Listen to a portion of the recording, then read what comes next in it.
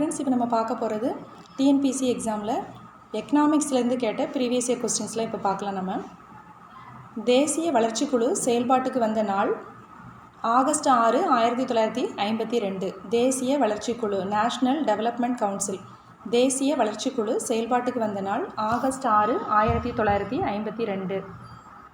இரண்டாவது ஐந்தாண்டு திட்டம் எந்த அடிப்படையாக கொண்ட மாதிரி அப்படின்னா மகளனோபிஸ் மாதிரி. இரண்டாவது ஐந்தாண்டு திட்டம் டேஷ் அடிப்படையாக கொண்ட மாதிரியாகும் அப்படின்னா மகளனோபிஸ் மாதிரி. $5 டிரில்லியன் இந்திய பொருளாதாரம் என்ற குறிக்கோள் வைத்திருக்கும் ஆண்டு 2024-2025. $5 டிரில்லியன் இந்திய பொருளாதாரம் என்ற குறிக்கோள் வைத்திருக்கும் ஆண்டு 2024-25. சரக்கு மற்றும் சேவை வரி ஜிஎஸ்டி சட்டம் நடைமுறைக்கு வந்தது ஜூலை 1, 2017. சரக்கு மற்றும் சேவை வரி ஜிஎஸ்டி நடைமுறைக்கு வந்தது July 1, 2017. CSIR council of scientific and industrial research. CSIR அப்படின்னா அறிவியல் மற்றும் தொழிலக ஆய்வு மன்றம் தன்னாட்சி அமைப்பாக டேஷின் கீழ் பதிவு செய்யப்பட்டது. 1860 உடைய சமூக சட்டத்தினுடைய பதிவின் கீழ் 1860 சமூக சட்டத்தினுடைய பதிவின் கீழ் இந்த சிஎஸ்ஐஆர் தன்னாட்சி அமைப்பாக பதிவு செய்யப்பட்டது. 1860 சமூக சட்டத்தினுடைய பதிவின் கீழ். இந்திய நிதி ஆணையத்தின் முதல் தலைவர் இந்திய நிதி ஆணையத்தின் முதல் தலைவர் யாருன்னா நியோகி. இந்திய நிதி ஆணையத்தின் முதல் தலைவர் நியோகி.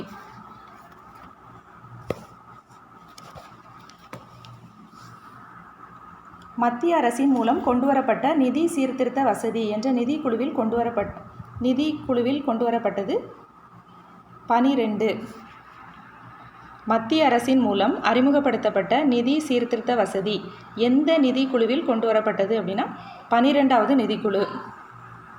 நிதி ஆயோக்கை விரிவுபடுத்துங்கள். நிதி ஆயோக் அப்படின்னா என்னென்னா national institution for transforming India மாற்றத்தை நோக்கிய இந்தியாவின் தேசிய நிறுவனம். மாற்றத்தை நோக்கிய இந்தியாவின் தேசிய நிறுவனம். நிதி ஆயோக்கை விரிவுபடுத்துங்கள். 1944 காந்திய திட்டத்தை உருவாக்கியவர் யார் அப்படின்னா ஸ்ரீமன் நாராயணன். 1944 காந்திய திட்டத்தை உருவாக்கியவர் யார் அப்படின்னா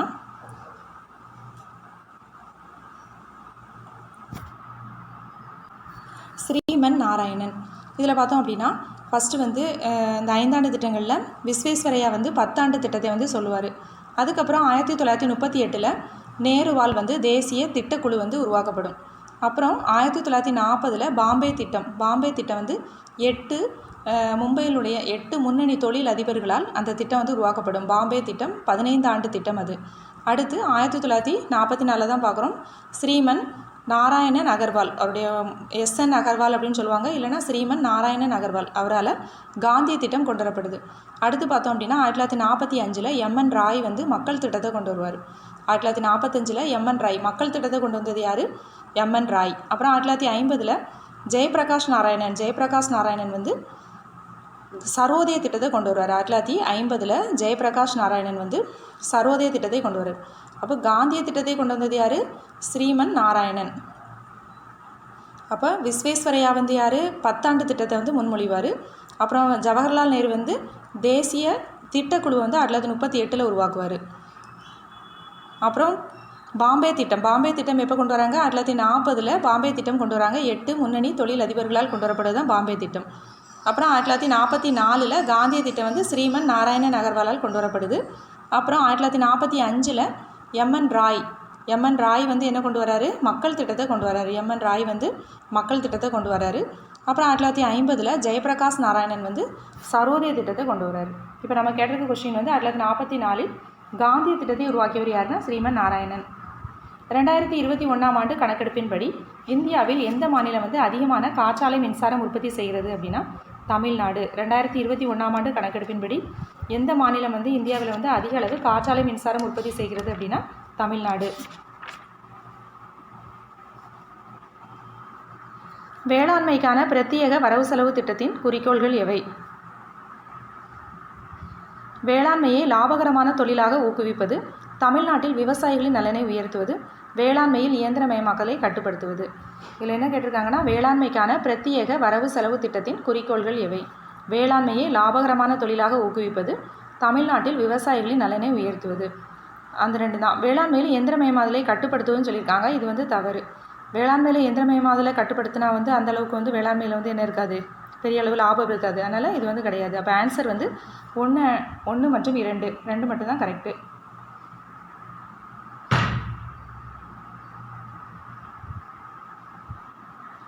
எந்த ஆண்டு 15வது நிதிக்குழு ஏற்படுத்தப்பட்டது அப்படின்னா 2017. எந்த ஆண்டு 15வது நிதிக்குழு ஏற்படுத்தப்பட்டது? 2017. மகாத்மா காந்தி தேசிய ஊரக வேலைவாய்ப்பு திட்டத்தின்படி கிராமப்புறங்களில் உள்ள ஒவ்வொரு குடும்பத்திற்கும் ஒரு நிதியாண்டிற்கு எத்தனை நாட்கள் வேலைவாய்ப்பு, குடும்பத்தில் குறைந்தபட்சம் எத்தனை உறுப்பினர்களுக்கு உத்தரவாதம் அளிக்கப்படுது அப்படின்னா குறைந்தபட்சம் 100 நாட்கள் வேலைவாய்ப்பு, குறைந்தபட்சம் ஒரு உறுப்பினர்களுக்கு, ஒரு குடும்பத்தில் வந்து ஒரு உறுப்பினர்களுக்கு உத்தரவாதம் அளிக்கப்படுகிறது. மகாத்மா காந்தி தேசிய ஊரக வேலைவாய்ப்பு திட்டத்தின்படி கிராமப்புறங்களில் உள்ள ஒவ்வொரு குடும்பத்திற்கும் ஒரு நிதியாண்டிற்கு 100 நாட்கள் வேலைவாய்ப்பும், குடும்பத்தில் குறைந்தபட்சம் ஒருவருக்கு வந்து வேலைவாய்ப்பும் உத்தரவாதம் அளிக்கப்படுகிறது. 7வது ஐந்தாண்டு திட்டத்தில் எதில் சிறப்பு கவனம் செலுத்தப்பட்டது அப்படின்னா உணவு, வேலை மற்றும் உற்பத்தி திறன். உணவு, வேலை மற்றும் உற்பத்தி திறனில் சிறப்பு கவனம் செலுத்தப்பட்டது. 7வது ஐந்தாண்டு திட்டத்தில் எதில் சிறப்பு கவனம் செலுத்தப்பட்டது? உணவு, வேலை மற்றும் உற்பத்தி திறன். 8வது நிதிக்குழு மாநிலங்களிடையே வருமான வரியினை பகிர்ந்து கொள்ள புதிய விதியினை அறிமுகப்படுத்தியது. இதில் கொடுத்துருக்காங்க. அது வந்து எது சரியான குறியீடுகளையே தேர்வு செய்கன்னு சொல்லியிருக்காங்க. 8வது நிதிக்குழு மாநிலங்களிடையே வருமான வரியினை பகிர்ந்து கொள்ள புதிய விதியினை அறிமுகப்படுத்தியது. 10% வருமான வரி வசூலிக்கும் அடிப்படையிலும் 90% மக்கள் தொகை மற்றும் தனிநபர் வருமான அடிப்படையிலும். இதில் வந்து எதுனா 1 மற்றும் 2 ரெண்டுமே வந்து சரிதான். 8வது நிதிக்குழு வந்து மாநிலங்களிடையே வந்து வருமான வரியை பகிர்ந்து கொள்ள ஒரு புதிய விதியினை அறிமுகப்படுத்தியது. எப்படி அப்படின்னா 10% வந்து வருமான வரி வசூலிக்கும் அடிப்படையிலும் 90% வந்து மக்கள் தொகை மற்றும் தனிநபர் வருமான அடிப்படையிலும் அப்படின்ட்டு அவங்க வந்து நிர்ணயித்தாங்க. இரண்டுமே வந்து சரி. மத்திய அரசின் வரி வருவாய் இதில் அடங்கும். மத்திய அரசின் வரி வருவாய் என்னெல்லாம் அப்படின்னா தனிநபர் வருமான வரி, அதே மாதிரி நிறுவனங்களின் மீதான வரிகள், அப்புறம் சரக்கு வரிகள் அல்லது பொருட்கள் மற்றும் சேவைகள் மீதான வரிகள் எல்லாமே வரும். அப்போது மத்திய அரசினுடைய வருவாய் வந்து எதில் அடங்கும் அப்படின்னா தனிநபர் வருமான வரி, நிறுவனங்கள் மீதான வரிகள், சரக்கு வரிகள் அல்லது பொருட்கள் மற்றும் சேவைகள் மீதான வரிகள் எல்லாமே அடங்கும். இப்போ 1, 2, 3. அடுத்து இந்தியாவில் மறைமுக வேலையின்மை நிலவுகிறது. மறைமுக வேலையின்மையில் தொழிலாளர்களின் இறுதி நிலை உற்பத்தி திறன் 0 ஆகும். மறைமுக வேலையின்மை எங்கே வந்து அதிகமாக இருக்குது அப்படின்னா வேளாண்மை துறையில் வந்து விவசாயத்துறையில் வந்து ரொம்ப அதிகமாக இருக்குது. இந்தியாவில் மறைமுக வேலையின்மை நிலவுகிறது. மறைமுக வேலையின்மை என்பது தொழிலாளர்களின் இறுதிநிலை உற்பத்தி மறைமுக வேலையின்மையில் தொழிலாளர்களின் இறுதிநிலை உற்பத்தி திறன் வந்து 0 ஆகும். ஆன்சர் வந்து கூற்று A மற்றும் R இரண்டும் சரி. முதல் உலக பொருட்காட்சி நடைபெற்ற இடம் எங்கே? முதல் உலக பொருட்காட்சி எங்கே நடந்துச்சுன்னா லண்டனில் நடைபெற்றது 1851. முதல் உலக பொருட்காட்சி நடைபெற்ற இடம் 1851 லண்டன். பின்வருவனவற்றுள் சரியான சொற்றொடரை கண்டறி. இந்திய பொருளாதாரம் முதலாளித்துவ பொருளாதாரத்திற்கு சிறந்த எடுத்துக்காட்டாகும். இந்தியாவில் அதிகமானோர் வேளாண் தொழில் செய்து வருகின்றனர். இந்திய பொருளாதாரம் G20 நாடுகளில் இடம்பெற்றுள்ளது. வேலைவாய்ப்பை உருவாக்க திறன் உள்ள நிலை. வேலைவாய்ப்பை உருவாக்க திறன் உள்ள நிலை அப்படின்னு சொல்லியிருக்காங்க. இதில் எதெல்லாம் சரி அப்படின்னா 2, 3 மட்டும் சரி. இந்திய பொருளாதாரம் வந்து முதலாளித்துவ பொருளாதாரத்துக்கு சிறந்த எடுத்துக்காட்டுன்னு சொல்லியிருக்காங்க. கிடையாது. இந்திய பொருளாதாரம் வந்து ஒரு கலப்பு பொருளாதாரத்துக்கு சிறந்த எடுத்துக்காட்டு. அதே மாதிரி இந்தியாவில் வந்து அதிகமானோர் வேளாண் தொழில் செய்து வருகின்றனர். இது வந்து கரெக்டு தான். அதே மாதிரி இந்தியா வந்து G20 நாடுகளில் இடம்பெற்றிருக்குது. இதுவும் கரெக்டு தான். வேலைவாய்ப்பை உருவாக்க திறன் உள்ள நிலை இது வந்து தவறு. அப்போ இதுக்கு ஆன்சர் என்ன அப்படின்னா 2 மற்றும் 3 எதெல்லாம் வந்து கரெக்டுன்னு கேட்டிருக்காங்க. இந்தியாவில் அதிகமானோர் வேளாண் தொழில் செய்து வருகின்றார்கள். அப்புறம் இந்திய பொருளாதாரம் G20 நாடுகளில் இடம்பெற்றுள்ளது. இந்த 2 வந்து கரெக்டு. 2, 3 கரெக்டு. அடுத்து திட்டக்குழு என்பதற்கு மாற்றாக நிதி ஆயோக் என்ற அமைப்பு ஏற்படுத்தப்பட்டது. நிதி ஆயோக் இந்திய அரசின் திட்டங்களையும் கொள்கைகளையும் கண்காணிக்கும் அறிவு மையம் அல்ல அப்படின்னு சொல்லியிருக்காங்க. அது வந்து கண்காணிக்கும் அறிவு மையம் தான். திட்டக்குழு வந்து 1950 மார்ச் 15 ஏற்படுத்தப்பட்டது. அது வந்து என்ன ஆச்சு, அதை வந்து 2014 கலைச்சிட்டு 2015 ஜனவரி 1 என்ன ஏற்படுத்துகிறாங்க, நிதி ஆயோக் என்ற அமைப்பு வந்து ஏற்படுத்தப்படுது. இந்த நிதி ஆயோக்குடைய வேலை என்னென்னா இந்திய அரசின் திட்டங்களையும் கொள்கைகளையும் கண்காணிக்கக்கூடிய அறிவு மையம் தான். ஆனால் அல்லன்னு கொடுத்துருக்காங்க. எனவே காரணம் வந்து தவறு. கூற்று வந்து சரி, ஆனால் காரணம் தவறு. அடுத்து கீழே கொடுக்கப்பட்டுள்ளவற்றில் நிதிக்குழு குறித்து சரியானவை என்னன்னு கேட்குறாங்க. நிதிக்குழு வந்து ஒரு சட்டபூர்வமான அமைப்பு. நிதிக்குழு சட்டபூர்வமற்ற அமைப்புன்னு சொல்லியிருக்காங்க. நிதிக்குழு வந்து சட்டபூர்வமற்ற அமைப்பு, பகுதிசார் சட்டபூர்வ அமைப்பு, முற்றிலும் சட்டப்பூர்வ அமைப்பு மேற்கண்ட எதுவும் இல்லைன்னு சொல்லியிருக்காங்க. இதுக்கு ஆன்சர் என்ன அப்படின்னா நிதிக்குழு வந்து பகுதிசார் சட்டப்பூர்வ அமைப்பு தான். நிதிக்குழு வந்து பகுதிசார் சட்டப்பூர்வ அமைப்பு. ஏன்னா அது வந்து ஒரு சட்டத்தின்படி தான் ஏற்படுத்தப்படுது நிதிக்குழு. நிதிக்குழு வந்து எப்போ ஏற்படுத்துகிறாங்க? 1951 ஏற்படுத்துகிறாங்க. நிதிக்குழுவினுடைய தலைவரை யார் தேர்ந்தெடுப்பாங்க அப்படின்னா குடியரசுத் தலைவர் தான் தேர்ந்தெடுப்பார். முதல் நிதிக்குழுவினுடைய தலைவர் யார்? கேசி நியோகி. முதல் நிதிக்குழு நியோகி அவர் தான் வந்து ஃபஸ்ட்டு நிதிக்குழுவின் தலைவர். நிதிக்குழு தலைவருடைய பதவிக்காலம் வந்து 5 ஆண்டுகள். இது நிதிக்குழுவினுடைய பணிகள் பார்த்தோம் அப்படின்னா மத்திய மாநில அரசுகளின் வருவாய் பகிர்வு அதெல்லாம் பற்றி சொல்லக்கூடியது. நிதிக்குழு வந்து நிதிக்குழுவை பற்றி கூறக்கூடிய அரசியல் அமைப்பு விதி என்ன அப்படின்னா 280. நிதிக்குழுவை பற்றி கூறக்கூடிய அரசியல் விதி வந்து 280. அதே மாதிரி நிதிக்குழுவின் பணிகள் பற்றி கூறக்கூடிய விதி வந்து 280ல் 3 நிதிக்குழுவினுடைய பணிகள் பற்றி கூறக்கூடியது. அதே மாதிரி மத்திய மாநில அரசுகளின் வருவாய் பகிர்வு அதெல்லாம் பற்றி கூறக்கூடிய விதி வந்து நிதிக்குழுவிலே 275ல் 1 மத்திய மாநில அரசுகளின் வருவாய் பகிர்வு பற்றி கூறக்கூடியது. நிதிக்குழுவின் பரிந்துரைகளுக்கு ஒப்புதல் அளிக்கிறது யார் அப்படின்னா குடியரசுத் தலைவர் தான். இது வந்து அரசுக்கு ஆலோசனை வழங்கக்கூடிய ஒரு அமைப்பாக தான் இருக்கும் இந்த நிதி ஆணையங்கிறது. நிதிக்குழு நிதி ஆணையம் அப்படின்னாலும் ஒன்று தான். இது வந்து 5 ஆண்டுகளுக்கு ஒரு முறை வந்து அமைக்கப்படும். நிதிக்குழுங்கிறது 5 ஆண்டுகளுக்கு ஒரு முறை தான் அமைக்கப்படும். இந்த நிதி ஆணையத்தை வந்து அமைக்கலாம் அப்படின்னு பரிந்துரை செய்த குழு என்ன குழு அப்படின்னா ராஜா செல்லையா குழு. நிதிக்குழுவை அமைக்கலாம் அப்படின்ட்டு பரிந்துரை செய்த குழு என்ன அப்படின்னா ராஜா செல்லையா குழு. நிதிக்குழுவினுடைய தலைவர்கள் வந்து வரிசையாக இருக்காங்க. அதை நம்ம வந்து தெரிஞ்சுக்கணும். ஃபஸ்ட்டு தலைவர் யாருன்னு நியோகி. அடுத்து இப்போ கடைசியாக 15வது நிதிக்குழுவினுடைய தலைவர் யார் அப்படின்னா என்கே சிங். 2020லேருந்து 2025 வரைக்கும் அவருக்கு டைம் இருக்குது. 14வது நிதிக்குழு வந்து ஒய்வி ரெட்டி. 15வது நிதிக்குழுக்கு வந்து என்கே சிங். இப்போ இதில் என்ன கேட்டிருக்காங்க? கீழே கொடுக்கப்பட்டுள்ள நிதிக்குழு குறித்து சரியானது எதுன்னு கேட்டிருக்காங்க. நிதிக்குழு வந்து என்ன அப்படின்னா பகுதிசார் சட்டப்பூர்வ அமைப்பு. 2 மட்டும் சரி. அப்போ பகுதிசார் சட்டப்பூர்வம் நிதிக்குழு வந்து விதி 280 படி அமைக்கப்பட்டிருக்குது. அடுத்தது ஜிஎஸ்டி பண்டங்கள் மற்றும் பணிகள் வரி எப்போது அமுல்படுத்தப்பட்டது அப்படின்னா ஜூலை 1, 2017. பசுமை புரட்சியானது அதிக விளைச்சல் தரக்கூடிய வகைகளுக்கு முக்கியத்துவம் வழங்கியது. அது எதுக்கெல்லாம் வந்து அது ரொம்ப முக்கியத்துவம் கொடுத்துச்சு அப்படின்னா அரிசி, கோதுமை, மக்காச்சோளம் மற்றும் சோளம்.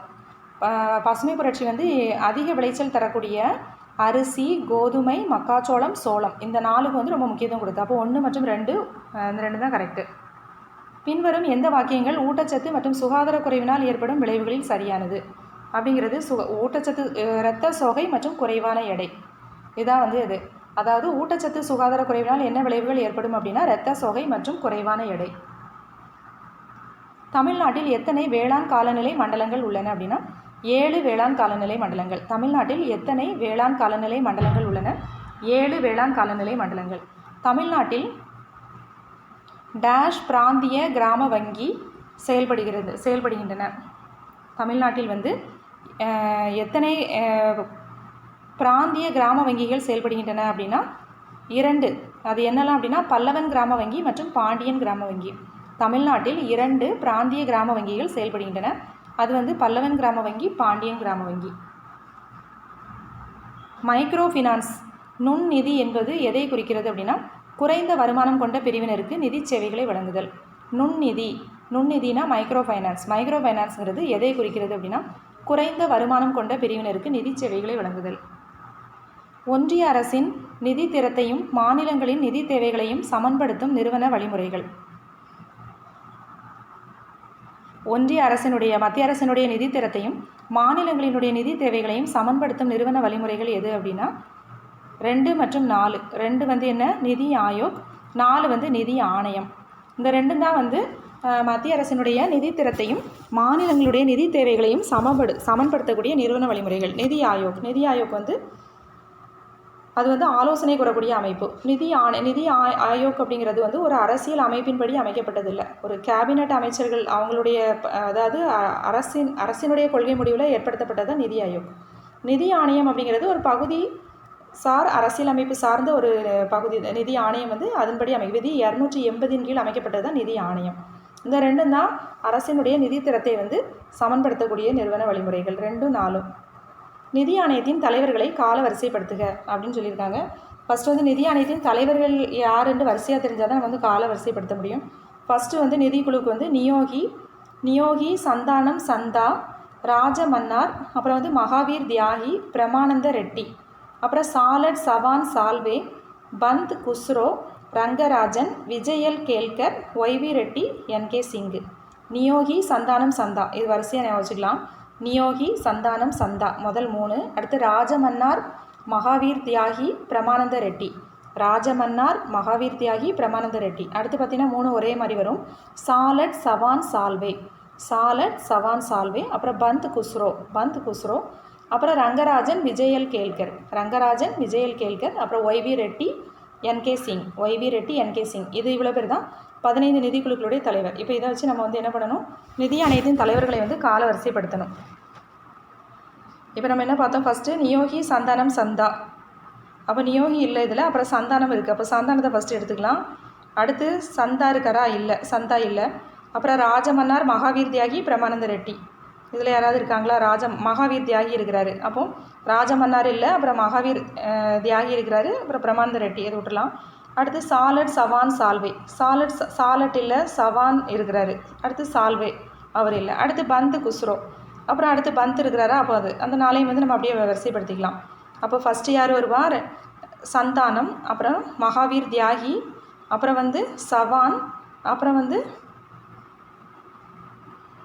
பந்த், கேசி பந்த், இந்த மாதிரி வரிசைப்படுத்தணும். அது வந்து நம்ம நிதிக்குழுவுடைய தலைவர்கள் வந்து வரிசையாக நமக்கு தெரிஞ்சால் மட்டும்தான் இதை வந்து நம்ம என்ன பண்ண முடியும்னா கால வரிசைப்படுத்த முடியும். நியோகி சந்தானம் சந்தா, ராஜமன்னார் மகாவீர் தியாகி, பிரமானந்த ரெட்டி, அப்புறம் சாலட் சவான் சால்வே, அப்புறம் வந்து பந்த் குஸ்ரோ, ரங்கராஜன் விஜயல் கேல்கர், ஒய்வி ரெட்டி என்கே சிங்கு. இப்போ ஆன்சர் வந்து பி. நிதி பொறுப்பு வரவு செலவு மேலாண்மை சட்டம் அமைக்கப்பட்ட ஆண்டு எப்போ அப்படின்னா 2000, ஜனவரி 17, 2000. நிதி பொறுப்பு மற்றும் வரவு செலவு மேலாண்மை சட்டம் அமைக்கப்பட்ட ஆண்டு 2000, ஜனவரி 17.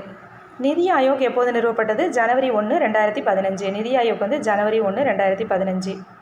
கீழ்கண்பவற்றில் சமூக இரட்டைத்தன்மையினை குறிக்கும் சரியான வாக்கியம் எது? சமூக இரட்டைத்தன்மையினை குறிக்கும் சரியான வாக்கியம் எது? 2 மற்றும் 3. இந்தோனேஷிய மேம்பாட்டு அனுபவத்தை அடிப்படையாக கொண்டது போயக் அவர்களால் உருவாக்கப்பட்ட கருத்து. கீழ்கண்டவற்றுள் சமூக இரட்டைத்தன்மையினை குறிக்கும் சரியான வாக்கியம் எது அப்படின்னா 2 மற்றும் 3.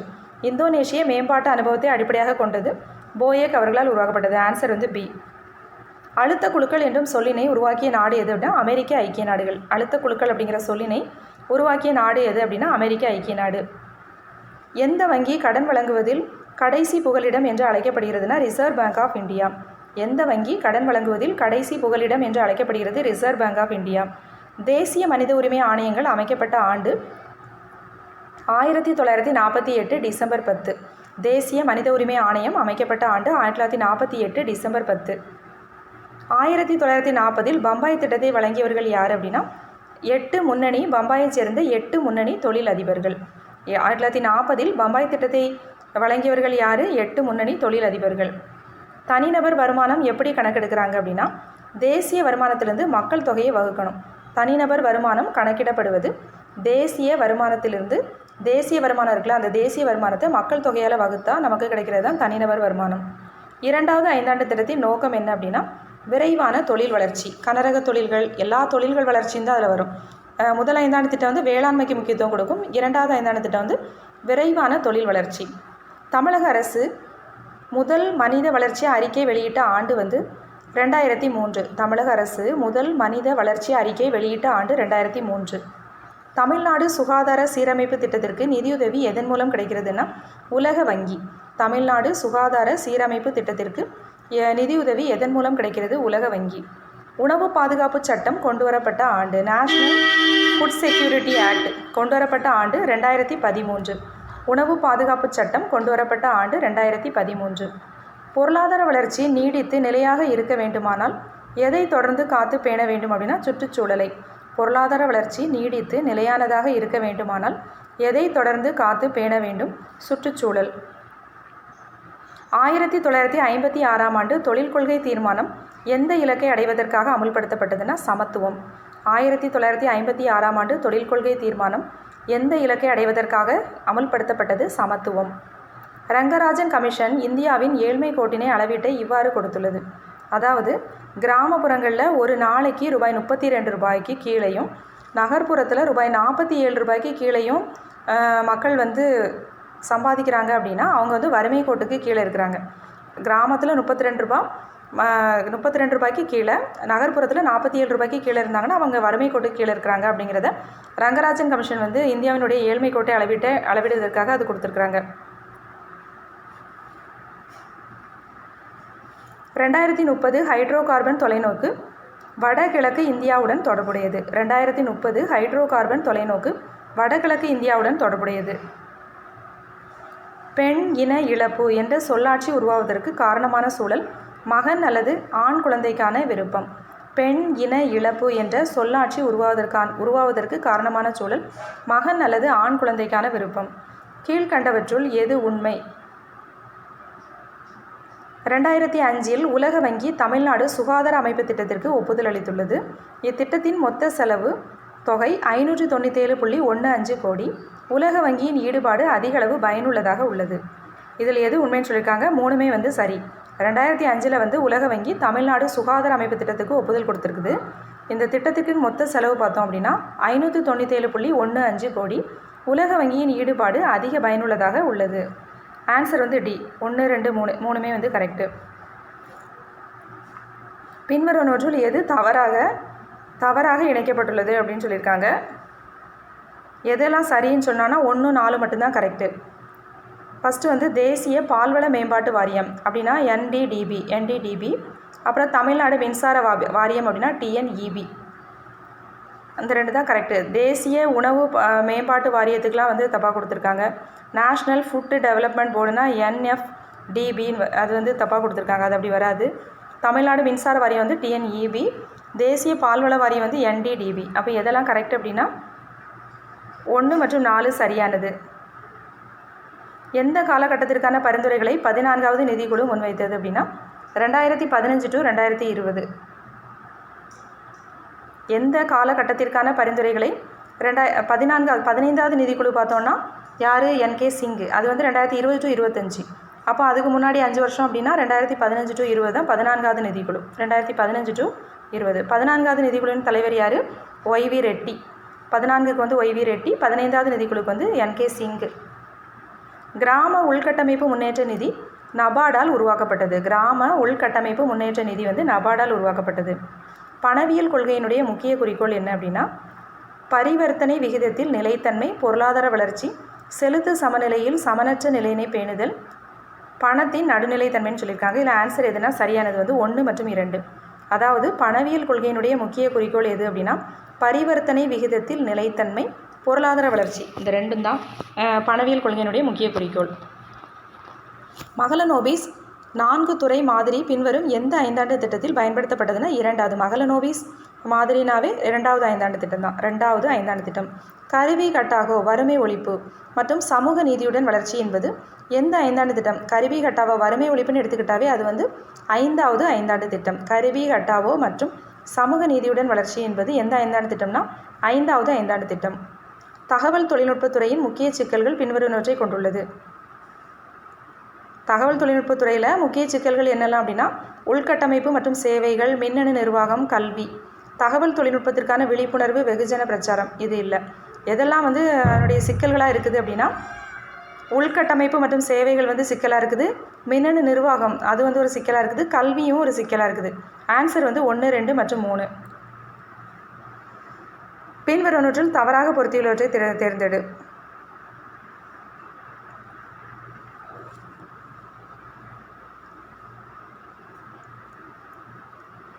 இதில் எதெல்லாம் கரெக்டுனா 2 மற்றும் தவறாக பொருத்தியுள்ளது எதெல்லாம் அப்படின்னா 2 மற்றும் 4.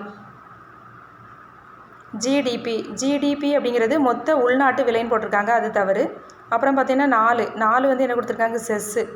சிறப்பு பொருளாதார மண்டலம் SEZ அப்படின்னா அது வந்து என்னென்னா சிறப்பு வேலைவாய்ப்பு மண்டலம் கொடுத்துருக்காங்க.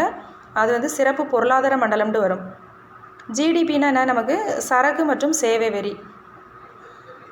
இது வந்து என்ன கொடுத்துருக்காங்க? மொத்த உள்நாட்டு விலைன்னு கொடுத்துருக்காங்க. அதனால் 2 மற்றும் 4 தான் வந்து. இப்போ எது தவறுன்னு தான் கேட்டிருக்காங்க. 2 மற்றும் 4 வந்து சரி.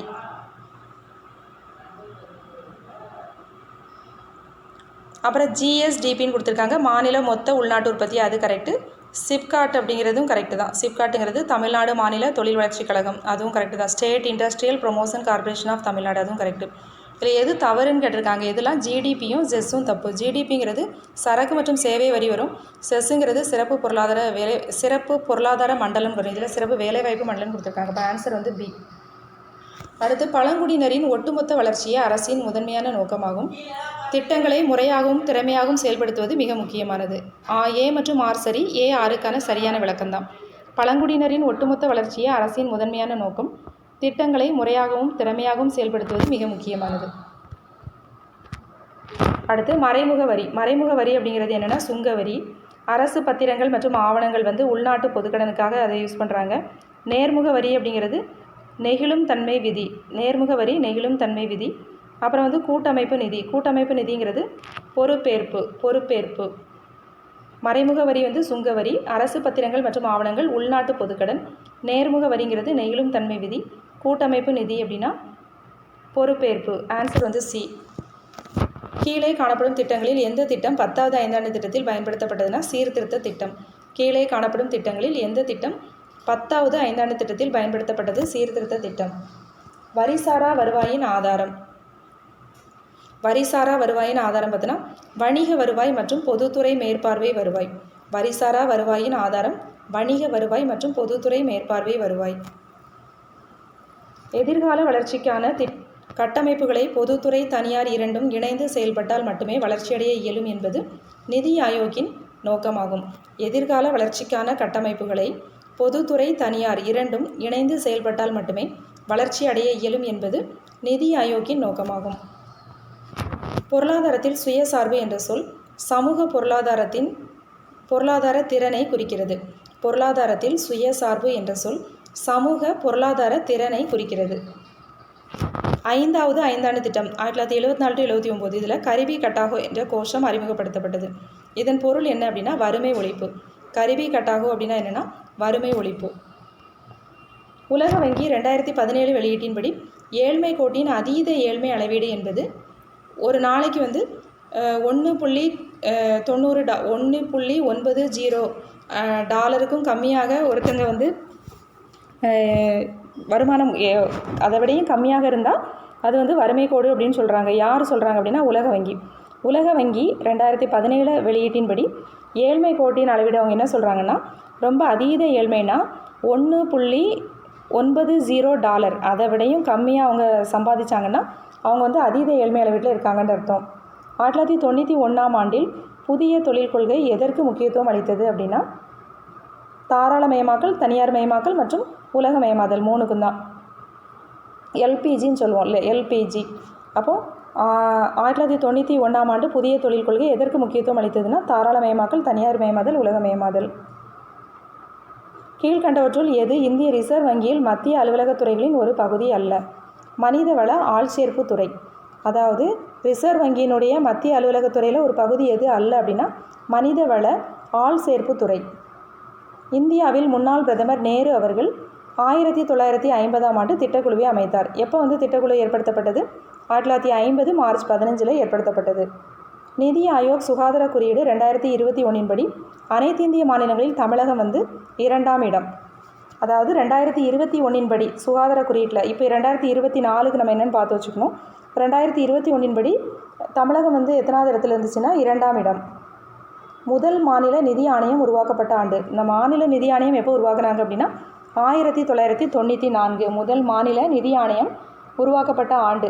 இது வந்து இந்தியா லெவலில் வந்து நிதிக்குழு ஃபஸ்ட்டு எப்போ ஏற்படுத்தினாங்கன்னா 1951 ஏற்படுத்திட்டாங்க. 1951 நவம்பர் 22 நிதிக்குழு. இப்போ நம்ம மாநில நிதி ஆணையம் எப்போ உருவாக்குனாங்கன்னா 1994.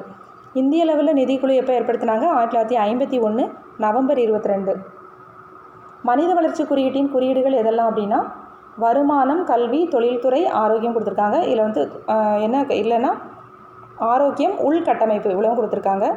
1, 2, 4 கல்வி மட்டும் வருவாது. வருமானம், தொழில்துறை, ஆரோக்கியம் இந்த மட்டும் தான். உள்கட்டமைப்பும் கல்வியும் இல்லை. 1, 2, 4. 1 வந்து என்ன வருமானம்,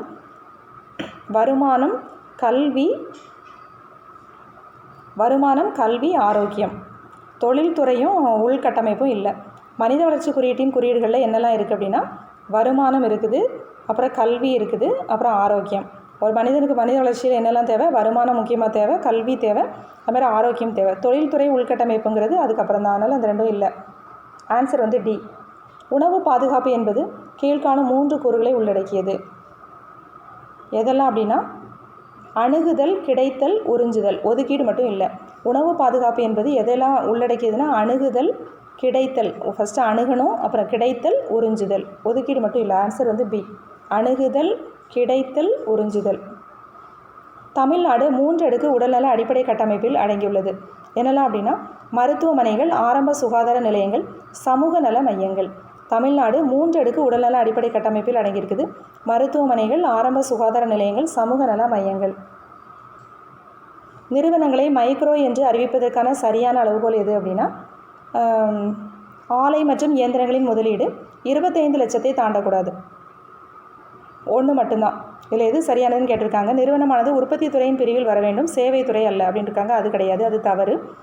அதாவது மைக்ரோ அப்படின்னு ஒரு நிறுவனம் வந்து மைக்ரோ நிறுவனம் அப்படின்னு எப்படி அறிவிப்போம் அப்படின்னா அதனுடைய முதலீடு வந்து எவ்வளோத்தை தாண்டக்கூடாது அப்படின்னா 25 லட்சத்தை தாண்டக்கூடாது. ஆன்சர் வந்து 1 மட்டுமே. பசுமை புரட்சி எந்த பயிர்களின் ஜோடியில் மிகவும் வெற்றிகரமாக செயல்பட்டது அப்படின்னா கோதுமை, அரிசி. பசுமை புரட்சியில் வந்து எது அதிகமாக விளைவிக்கணும்னு சொன்னாங்கன்னா கோதுமை, அரிசி, சோளம், மக்காச்சோளம்.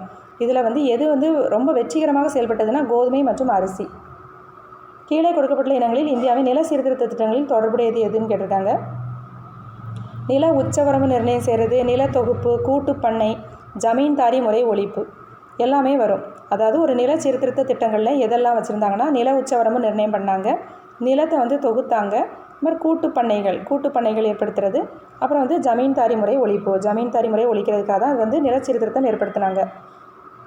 2011 to 2021 ஆண்டுகளில் மக்கள் தொகை வளர்ச்சி எதிர்மறையாக இருந்ததற்கு எது காரணம் அப்படின்னா காலரா, பிளேக், இன்ஃப்ளூயன்ஸா, பஞ்சம் எல்லாமே காரணம் தான். 2011 to 2021 மக்கள் தொகை வளர்ச்சி மிகவும் எதிர்மறையாக இருந்துச்சு. அதுக்கு காரணம் என்னென்னா காலரா, பிளேக், இன்ஃப்ளூயன்ஸா, பஞ்சம். பின்வரும் கூற்றை கவனி. இந்திய ரிசர்வ் வங்கி அந்நிய செலவாணியின் பாதுகாவலன். இந்திய ரிசர்வ் வங்கி 1934 ஏப்ரல் 1 துவங்கப்பட்டது. இந்திய ரிசர்வ் வங்கியின் முதல்நிலை கடன் ஈவோன் என்று அழைக்கப்படுகிறது. இந்திய ரிசர்வ் வங்கி அரசிற்கான நிதி வருவாயை பெற்றுக்கொள்ளுதல் மற்றும் அரசின் செலவினங்களுக்கு பணம் வழங்குதல் போன்ற பணிகளை செய்கிறதுன்னு சொல்லியிருக்காங்க.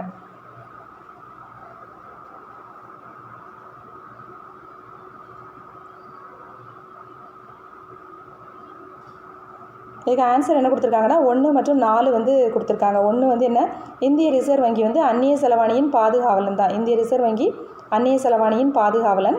அப்புறம் பார்த்தோன்னா இந்திய ரிசர்வ் வங்கி அரசிற்கான நிதி வருவாயை பெற்றுக்கொள்ளும் மற்றும் அரசின் செலவினங்களுக்கு பணம் வழங்குதல் போன்ற பணிகளை மேற்கொள்கிறது. இந்த 2 வந்து கரெக்டு.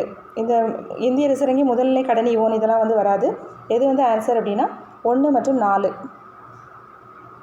இந்திய ரிசர்வ் வங்கியின் மத்திய இயக்குனர் குழுவின் தலைவர் யாருன்னா ரிசர்வ் வங்கியின் கவர்னர் தான். இந்திய ரிசர்வ் வங்கியினுடைய மத்திய இயக்குநர்கள் குழுவின் தலைவர் வந்து ரிசர்வ் வங்கியின் கவர்னர். நேரு மகளனோபிஸ் மாடல் எதன் அடிப்படையில் உள்ளது? 1, 2, 3, 4. ஆன்சரு சேமிப்பு விகிதம் அதிகரித்தால் முதலீடு விகிதம் அதிகரிக்கும். தொழில் சார்ந்த பொருளாதாரத்துக்கு கனரக தொழில்களுக்கு முக்கியத்துவம் அளித்தல். அதனால தான் வந்து இது இரண்டாவது ஐந்தாண்டு திட்டத்தில் கனரக தொழில் தான் அங்கே முக்கியத்துவம் கொடுப்பாங்க. 2வது ஐந்தாண்டு திட்டத்தில் வச்சாங்க. வளரும் தொழில்களுக்கு பாதுகாப்பு அளித்தல். தன்னிறைவு அடைய இறக்குமதி பதிலீட்டுக்கு ஆதரித்தல் அல்லது ஊக்குவித்தல். அதாவது சேமிப்பு விகிதம் அதிகரித்தால் முதலீட்டு விகிதம் அதிகரிக்கும், இதுவும் வரும்.